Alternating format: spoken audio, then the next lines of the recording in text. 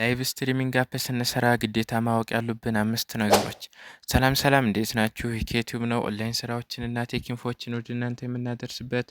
በዛሬው ቪዲዮአችንም በጣም ወሳኝ የሆኑና ማንኛውንም ላይቭ ስትሪሚንግ አፕ እየሰራችሁ ላላችሁ ለመስራትም ላሰባችሁ ግዴታ ማወቅ ያሉባችሁን 5 ነገሮች ዲቴል አሳያችኋለሁ።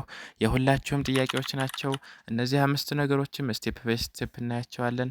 አንደኛ ሆስት ኤንድ ኤጀንት። የሆነ አፕ ስትሰሩ ሆስት ወይስ ኤጀንት እናድርጋችሁ ይላችኋል። እናንተ ግን አታውቁም ወይም በደንብ አልገባችሁም። እነዚህ ሁለቱን ሆስትና ኤጀንት ዲቴል አብራርተን እናያቸዋለን። ሁለተኛ ስቲል ኒድ። ኤክስቼንጅ ስታደርጉ ስቲል ኒድ ያድግላችኋል ትባላላችሁ፣ ግን ስቲል ኒድ አታውቁም። አሁንም በደንብ ስለ ስቲል ኒድ እናያለን። ሶስተኛ ስለ ኤክስቼንጅ አብራርተን እናያለን። አራተኛ ፒራሚድ በደንብ አብራርተን እሱንም እናየዋለን። በመጨረሻም አምስተኛ ኮሚሽን ሬት በደንብ እናያለን። በእርግጠኝነት እነዚህን ነገሮች ሁላችሁ መረዳትና ማወቅ ትፈልጋላችሁ። እኔም በደንብ አስረዳችኋለሁ። ሳታሳልፉ ተከታተሉኝ። ወደ ቪዲዮ። አንደኛ ሆስትና ኤጀንት ማለት ምን ማለት ነው? ኤጀንት ማለት በስሩ ሆስትንና ሌላ ሰብ ኤጀንትን መያዝ የሚችል ማለት ሲሆን ሆስት ማለት ደግሞ የራሱን ብቻ የሚሰራ ዩዘር ማለት ነው። የበለጠ እንዲገባን ሆስት ከሆን ኮሚሽን ሬት አናገኝም፣ የራሳችንን ብቻ ነው የምንሰራው ማለት ሲሆን ኤጀንት ከሆን ደግሞ በስራችን የተለያዩ ልጆችን መዝግበን ከነሱ ኮሚሽን ማግኘት የራሳችንን መስራት እንችላለን ማለት ነው። አሁንም ሆስት ከሆን ሰዎችን በስራችን ማስገባት አንችልም። ኤጀንት ከሆነ ደግሞ በስራችን ሆስት ወይም ኤጀንት እያስገባን እነሱ ኮይን ሲላላኩ ከነሱ ኮሚሽን ማግኘት እንችላለን ማለት ነው። ሁለተኛ ስቲል ኒድ ማለት ማንኛውም ላይቭ ስትሪሚንግ አፕ ላይ ያለ ሲሆን እሱ ማለትም አንድ አፕ ላይ የሚሰጠንን ሪዋርድ ወይንም ፖይንት ዴይሊ ታስክ ዝቅና ከፍ የሚያደርግልን ነገር ነው። ይህ ማለትም የሆነ ኮይን ለራሳችን ስንሰጥ ወይንም ሰው ሲልክልን እንዲሁም ደግሞ ኤክስቼንጅ አድርገን ለራሳችን ስንልክ ስቲል ኒዳችንን ወይም በቀን የምናገኘው ኮይን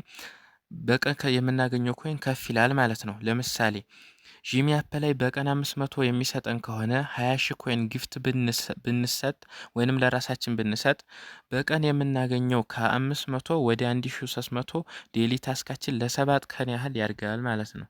ሶስተኛ ኤክስቼንጅ ማለት ደግሞ ያለንን ኮይን ወደ ፖይንት ወይንም ወደ ኮይን የምንቀይርበት ሂደት ነው። ለምሳሌ የሆነ አፕ ላይ ኮይን እና ፖይንት የሚባል ነገር ቢኖር ዴይሊ ታስክ የሚሰጠን በፖይንት ከሆነ ኤክስቼንጅ ማለት ፖይንቱን ወደ ኮይን የመቀየር ማለት ነው። የቀየርነውን ኮይንም ጊፍት ለመስጠት ጌም ለመጫወት እንደዚሁም ደግሞ ለሌሎች ነገሮች ጋምብል ለማድረግም ያገለግለናል ማለት ነው። ኤክስቼንጅ ሳናደርግ ፕላትፎርሙ በሰጠን ዴይሊ ታስክ ግን ጌም መጫወትም ሆነ ጊፍት መስጠት አንችልም። ለዛ ነው ኤክስቼንጅ የሚያስፈልገን። አራተኛ ፒራሚድ ማለት ደግሞ ለኤጀንቶች ብቻ ጥቅም ያለው ነገር ሲሆን ማለትም ፒራሚድ ማለት አንድ አፕ ላይ ኤጀንት ሆነን ስንሰራ በስራችን ካሉ ሰዎች እስከ ስንት ልጅ ኮሚሽን እናገኛለን ማለት ነው። ለምሳሌ እኛ ኤጀንሲ ኤ ብንባል እና ኤጀንሲ ቢ የተባለውን ብንጋብዝ በስራችን ወይም ኤጀንት ብናደርገው እሱ ደግሞ ኤጀንሲ ሲ የሚባለውን ሰው ኤጀንት ቢያደርግ በስሩ እንደዚህ እየተባለ እየተገባበዘ ኤጀንሲ ዜድ ቢደርስ እስከ ስንተኛው ኤጀንሲ ድረስ ነው ኮሚሽን የሚታሰብልን ማለት ነው። ፒራሚድ ማለት አምስተኛ ኮሚሽን ሬት ማለት ደግሞ አሁንም ይህ ነገር ኤጀንት ለሆኑ ሰዎች ብቻ የሚያገለግል ሲሆን ይህ ማለትም በእኛ ስር ካሉ ሰብ ኤጀንቶች ወይንም ሆስቶች በስንት ፐርሰንት ነው ኮሚሽን የሚታሰብልን ማለት ነው።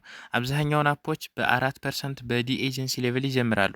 ለምሳሌ እኛ ታየር ቢ የተባለውን ሰው በስራችን ኤጀንት ወይንም ሆስት ቢሆን እና 100 ሺህ ኮይን ለራሱ ጊፍት ቢሰጥ ኮሚሽን ሬት ማለትም ከዚህ 100 ሺህ ከሰጠው ልጃችን ወይንም ኤጀንሲ ወይንም ሰብ ኤጀንሲ ወይንም ሆስታችን ስንት ፐርሰንት ነው ኮሚሽን የሚታሰብልን ማለት ነው።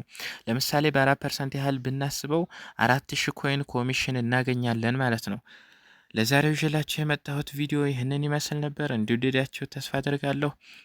ማንኛውንም ያልገባችሁ ነገር በኮሜንት እንደዚሁም ደግሞ ዲስክሪፕሽን ባለው ቴሌግራም ግሩፕ ልታሳውቁ ትችላላችሁ። ቪዲዮንም ላይክ፣ ሼር እንደዚሁም የተለያዩ ጠቃሚ ቪዲዮዎች ሲለቀቁ ኖቲፊኬሽን እንዲደርሰን ይህንን ቻናል ሰብስክራይብ እናድርግ። በሌላ ቪዲዮ እስከምንገናኝ ሰላም ሁኑ።